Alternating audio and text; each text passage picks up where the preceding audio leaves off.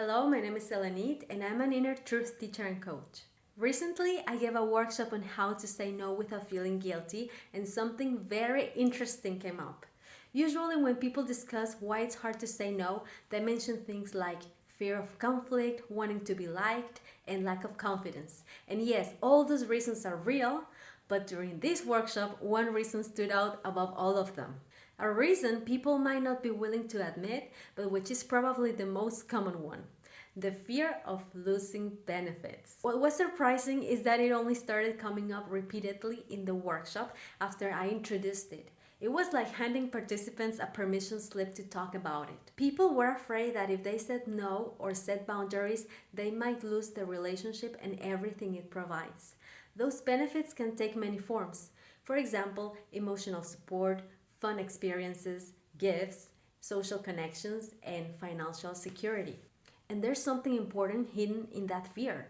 If you're afraid to be honest because you might lose the benefits, then you've actually placed those benefits above your authenticity. You've decided, and this happens often unconsciously, that keeping access to those things is more important than expressing who you really are. And that's where problems begin. Because if you can't say no, your confidence suffers. If you can't express your real needs, your true self suffers. If you can't communicate your boundaries, your relationships stop being genuine.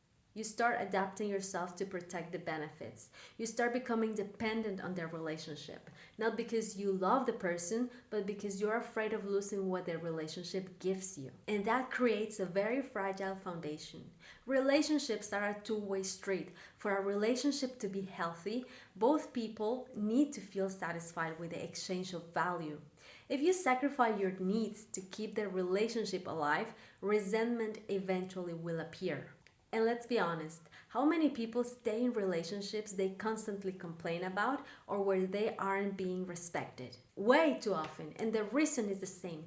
They're afraid of losing the benefits of that relationship. Another question came up during the workshop. Someone asked, "What if I set a boundary, but the other person doesn't change?"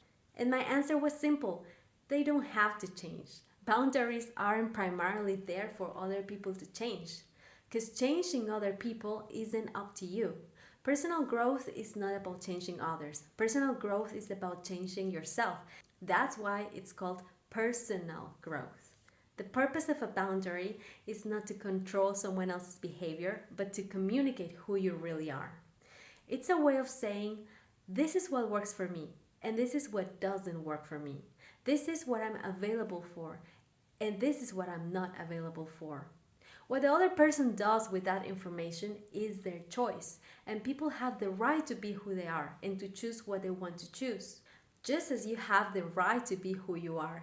In fact, trying to change someone so that you can finally be happy is often a form of unhealthy selfishness.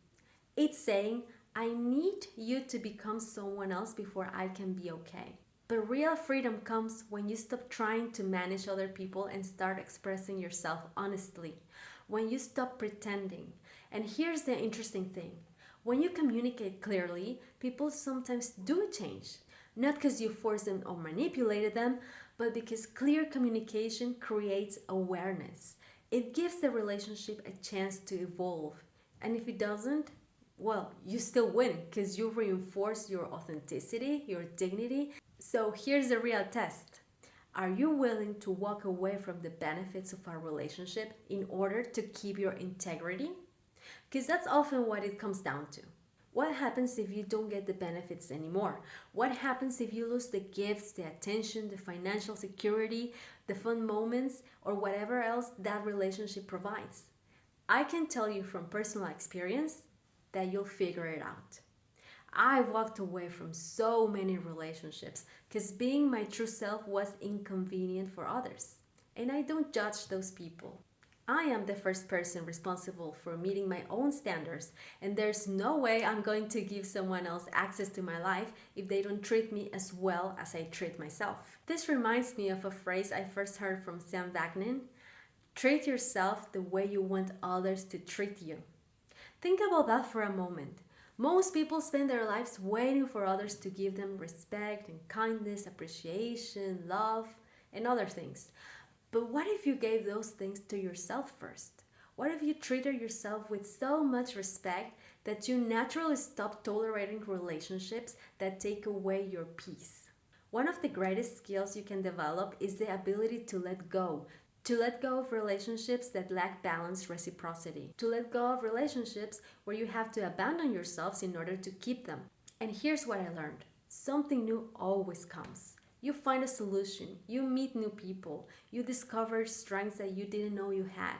I walked away from many relationships and jobs and places because staying there would have meant becoming dependent and losing my freedom or dimming my light. And every single time, it turned out to be the best decision. Because when you choose yourself, you become far more resourceful than you think. Because you are always supported by life. So helpful circumstances start to appear on your journey. Finally, I have a question for you. Where are you afraid to say no because you're scared of losing the benefits that relationship provides? See you next time.